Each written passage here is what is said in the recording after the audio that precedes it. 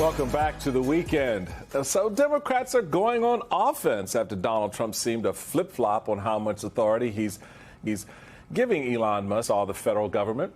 NBC News reports that Trump told his cabinet secretaries this week that it's they who have ultimate firing authority, not Musk. But it's still unclear whether Trump actually means that, because less than 2 weeks ago, Trump urged Musk to be even more aggressive with his cuts. So which is it? Either way, the confusion has encouraged and spurred Democrats to host town halls like this one in Haymarket, Virginia, to hear directly from voters caught in the chaos, especially after Republicans were advised to avoid holding down their own, town halls in their neighborhoods so they can face the wrath of angry voters. Don't want to do that now, do we? Joining us now is the host of that town hall, Democratic Congressman Suhas Subramanian of Virginia. He sits on the House Oversight Committee. Welcome, Congressman, to the table. Thanks for having me. We're just going to play a little sound from your town hall. And I'd like to note that, Congressman, you were doing town halls before this directive went out to House Democrats to do more town halls. And I think after we see this footage, we'll see why. Take a listen. Yeah. Having served my country both in the military and afterwards, to be said that I'm being terminated for performance issues, which is utterly untrue, just cut me to the quick. We have seen time and again over the last month where these people are literally destroying lives indiscriminately. Our story is one of far too many, and this madness needs to stop. The benefit isn't going to the veterans. They're losing talent, they're losing advocates, and all that I ask is you fight this with the same passion and drive that the people that serve on the federal side do. All I ask is that you fight this with the same passion and drive that the people who serve on the federal side do. It seems to me when we talk about being the thermometer, taking the temperature of where the people are, at least in your district, people seem pissed, tired, and they want you to do something. It's powerful, isn't it, right? Mm-hmm. Just hearing the stories from the people directly. I have a lot of federal workers in my district, but I have a lot of people, too, who are hurt that are not federal workers. And one thing I keep hearing from the federal workers is that they're not just worried about their job, they're worried about the work that they were doing and how important it was to the American people. When you're talking about nuclear scientists who keep our nukes safe, right? A nuclear scientist came to our town hall, blew the whistle, and now they're backtracking, right? I think what you're seeing is the Trump administration is backtracking, and they're on defense now because we keep putting the pressure by telling the stories and by speaking up. And so I tell people, you are not powerless. Come out to the town halls or tell your story. We are listening, and we will echo that story, and we will make change. And that fight is now happening inside of his own administration among his own cabinet members. You, of course, saw the explosive meeting this week where you had cabinet members clashing over Elon Musk. As the Times writes, the meeting was a potential turning point after the frenetic first weeks of Mr. Trump's second term. It yielded the first significant indication that Mr. Trump was willing to put some limits on Mr. Musk, whose efforts have become the subject of several lawsuits and prompted concerns from Republican lawmakers, some of whom have complained directly to the president. I'm not 100% sure I agree with that analysis, but I say it all to tee us up so that you can listen to Donald Trump answering some questions about that meeting. Take a listen. Mr. President, since you last spoke about it yesterday, some details have come out about your cabinet meeting with Elon Musk and some clashes potentially between Secretary Rubio and Secretary Duffy. No clash. I was there. You're just a troublemaker. And you're not supposed to be asking that question because we're talking about the World Cup. But Elon gets along great with Marco, and they're both doing a fantastic job. There is no clash. But, Mr. President, bottom line, who were you with? NBC. No wonder. Mr. President, who has more authority, Elon Musk or your cabinet secretaries? Any other questions? Congressman, that was our colleague, Gabe Gutierrez. I don't know about you, but I think the lady doth protest too much. Oh, boy, yes. I mean, I'm a troublemaker, too. So, we hear you, Gabe.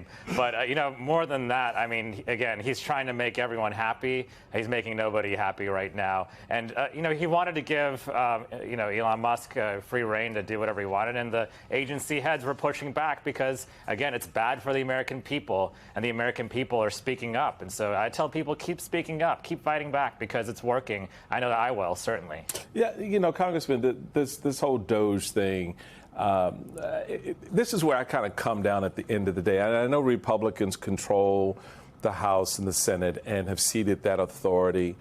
But as we saw at the speech last week, there are statements that the Democrats can make, and to sort of, I guess, visually, rhetorically or otherwise, stand with the people who were at the mic at your town hall, to show some leaning in, some risk that they're willing to take.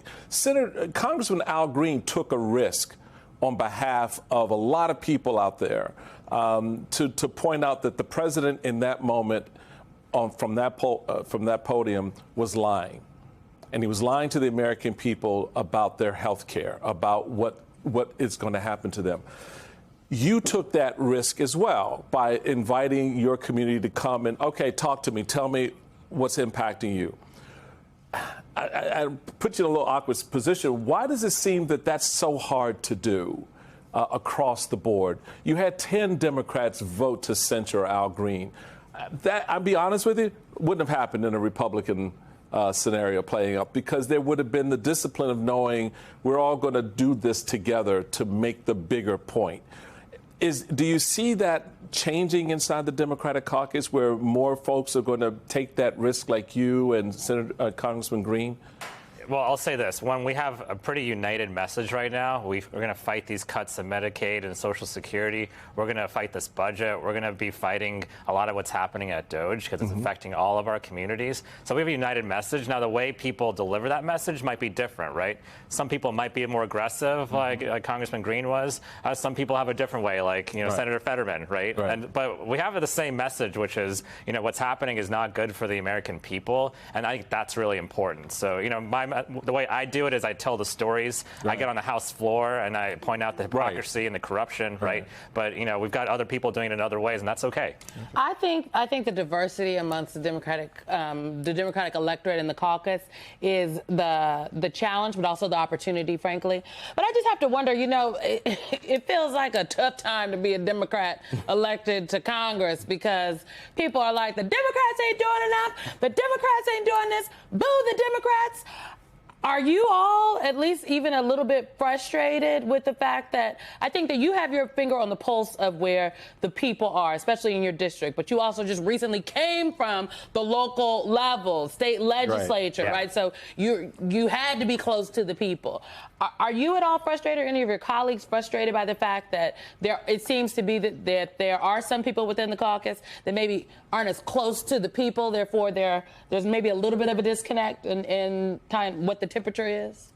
No, actually, our caucus is quite united. I'm not just saying that it's true. Like, we are all actually in this together. We're pretty united. When the leadership works with us, they understand that our districts are all pretty different. And for me, I'd say that, honestly, if I wasn't here, I'd be home yelling at the TV. Like, I'm glad I'm here to be able to fight back and push back, right? And be in Congress. And so we all see that opportunity to be able to empower the American people. We're just doing it in different ways, right? I'm sure, Congressman Green is a hero back home in Houston. And I'm sure, Senator Fetterman has big fans in Pennsylvania, right? So we're all doing it differently. But I think it's working as you're looking at the results. Like, the stuff that happened 2 or 3 weeks ago, it takes a little bit of time, but, the courts are overturning it. But more importantly, the courts of public opinion are pushing back as well. So I say to people, keep fighting in the way that you need to fight. Well, while it takes that time, you have workers who've been laid off who are looking for new employment, and they're having difficulty finding it because, as the Washington Post reports, you have folks who've been terminated,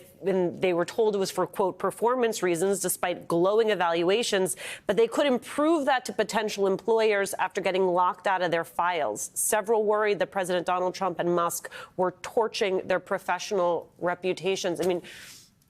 What is the path forward for those folks? And in your role, is there a way to help them through this process? One, it's illegal, a lot of the stuff that they're doing. But two, the folks that they're firing are people who are irreplaceable. Like, they are so essential to, keeping people safe, keeping people healthy. We're talking about scientists, we're talking about veterans who have a ton of experience. Many of them are disabled veterans, right? And so, these folks deserve better. They had great reviews. They were doing the job that was asked, and they've done nothing wrong. But they don't even care who's president. They just want to do a good job. And so we're going to fight that. that in court, but I say again, bring more light to it. We had a call the other day where 300 or 400 veterans came on and they shared their stories. And again, by hearing the stories, the administration starts to buckle. They start to cede ground. And so I say keep fighting. I don't know if you were on the House Democrat Rapid Response Committee, but they need to add you, sir. Congressman Suha Subramanian of Virginia, thank you so much for being with us.